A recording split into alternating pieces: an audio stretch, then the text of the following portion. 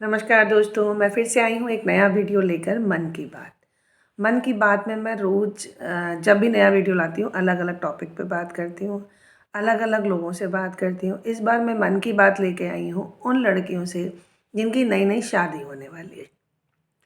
हर लड़की के ज़िंदगी में सबसे सबसे प्यारा पल होता है उसकी शादी। वो जब थोड़ी-सी बड़ी होती है तो उसके घरवाले कहने लगते हैं कि अब तुम्हारी शादी हो जाएगी, फिर तुम अपनी ससुराल चली जाओगी। वहाँ नए-नए लोग मिलेंगे, तुम्हारा एक राजकुमार आएगा जो तुम्हें घोड़े पे बिठा के ले जाएगा। बचपन से ये बातें सुनते-सुनते ही वो बड़ी होती है और जब वो पढ़ लिख कर कुछ करने लगती है तो हम लोग फैमिली वाले उसकी शादी ढूँढने लगते हैं। कुछ लड़कियाँ अपने मन से शादी करती हैं, अपने पसंद के लड़के से करती हैं, इसमें कोई बुराई नहीं है। और वो शादी का सपना ऐसा सपना होता है जो शायद एक करियर बनाने से भी इम्पोर्टेंट, कभी-कभी ऐसा होता है कि वो सपना जो होता है वो करियर बनाने से भी ज़्यादा इम्पोर्टेंट हो जाता है। इम्पोर्टेंट इसलिए हो जाता है क्योंकि शादी के बाद हमारी ज़िंदगी पूरी तरीके से बदल जाती है। लोग कहते हैं नहीं, शादी के बाद कोई चेंजेस नहीं होती, सब कुछ वैसा ही रहता है, लेकिन ऐसा कुछ नहीं है। मैंने भी शादी की है, मेरे भी 2 बच्चे हैं, मेरी भी जॉइंट फैमिली है, लेकिन शादी के बाद आपकी लाइफ़ बिल्कुल बदल जाती है। जब आपकी शादी तय होती है तो नई-नई रस्में, कभी हल्दी होती है तो उसमें हम लोग नई उमंग पीले कपड़े पहन के, माँ-बाप जब हल्दी लगाते हैं तो बेटी अपने आप ही इमोशनल हो जाती है। उसे लगने लगता है कि शायद अब मैं इन लोगों से दूर जाने वाली हूँ।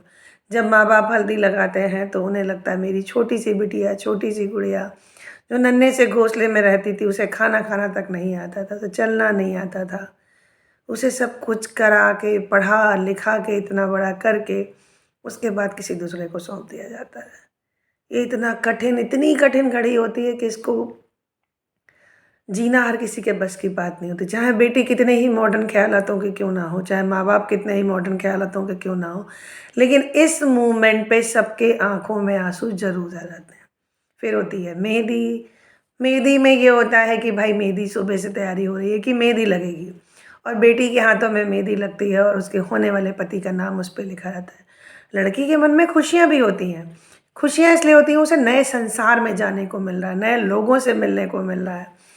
उसकी एक नई दुनिया बन रही है, वो उस दुनिया को एन्जॉय करना चाहती है, लेकिन साथ ही साथ उसके मन में एक चीज़ रहती है कि अब मुझे ये घर छोड़ के जाना पड़ेगा।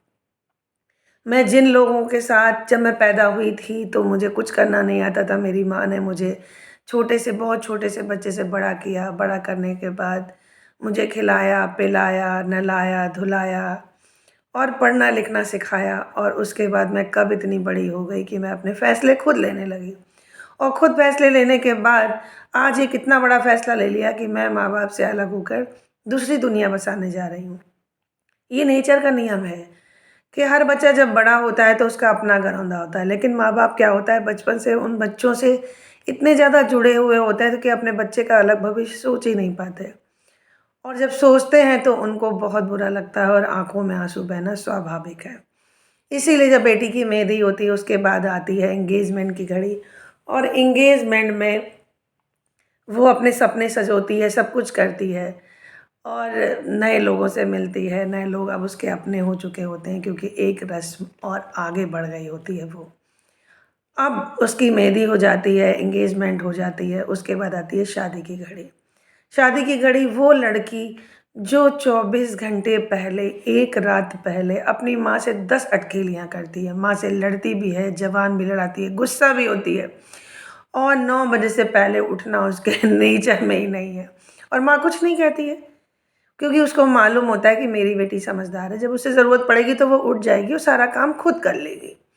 लेकिन उसको ये नहीं पता होता है बेटी को कि आगे जाके कैसे वो सब मैनेज करेगी क्योंकि ये तो कोई प्रैक्टिकल तो है नहीं, कोई जॉब तो थी नहीं कि इंटरव्यू दिया, जॉब लगी और हम नहीं काम कर पाए तो हमने जॉब छोड़ दी।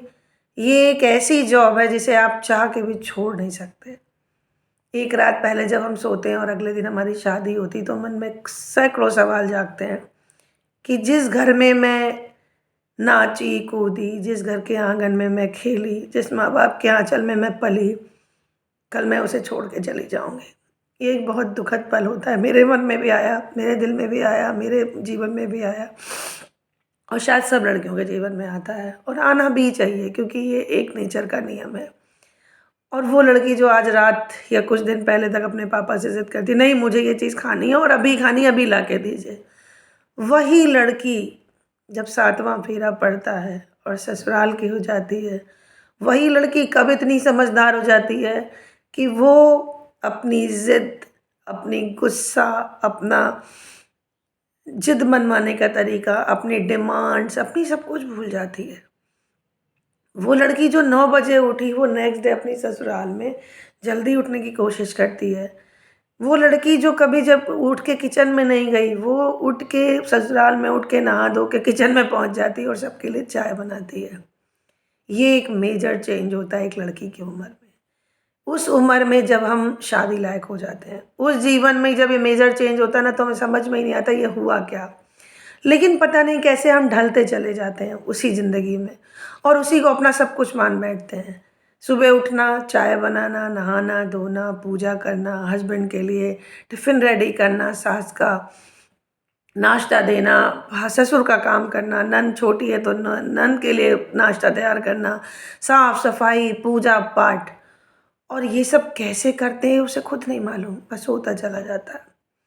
लेकिन जब कभी वो अपने पीहर की याद करती तो उसके मन में आंसू जरूर आते हैं, क्योंकि जिस पीहर में उसके एक बार बुखार आने पे माँ बाप भाई बहन सब आगे पीछे नाचने लगते हैं, वही लड़की जब ससुराल पहुंचती है और उसे बुखार होता है तो वो दवाई खा के पूरा काम करती है और कोई उससे ये भी नहीं पूछता कि बेटा तुम बीमार हो, तुम थक गई या तुम्हारी कमर में दर्द है, कुछ भी नहीं।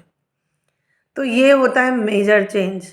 जब आप लेटे होते हो, अलार्म की घड़ी बजती है और आप ऐसे भागते हो जैसे किसी ने आपके घर में कोई चोरी कर ली है, और उस अलार्म की घड़ी पे आप बिंगू की तरह नाचने लगते हो पूरे घर में कि पूजा करनी है, कि नहाना है, कि नाश्ता तैयार करना है, कि हस्बैंड के कपड़े रेडी करने हैं, कि सास की पूजा की तैयारी करनी है।